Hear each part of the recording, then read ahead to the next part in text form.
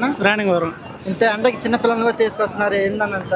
వాళ్ళు చాలా హ్యాపీగా చూడాలని చెప్పి ఒకటి అలర్ చేస్తున్నారు, అందుకే తీసుకొచ్చాం. మరి ఇక్కడ సిద్ధం సభ చూడగా మీకు ఎలా అనిపిస్తుంది? చాలా హ్యాపీగా ఉంది. మరి ఇక్కడ 15 లక్షల మంది వస్తున్నారు, అంతకంటే ఎక్కువ మంది వస్తారంటారా? ఎక్కువే వస్తారు. ఎందుకంటారా అన్న ఇక్కడ చూడగానే? మరి మా అభిమానం అలా ఉంది.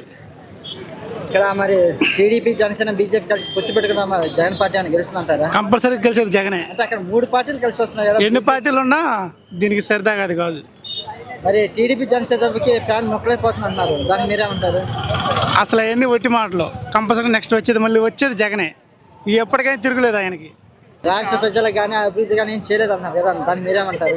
ఎందుకని అన్ని అన్ని ఆయన చెప్పినవన్నీ అమలుపరిచాడు. ప్రతి ఒక్కటి జరిగింది, అన్ని జరుగుతాయి కూడా అంతే.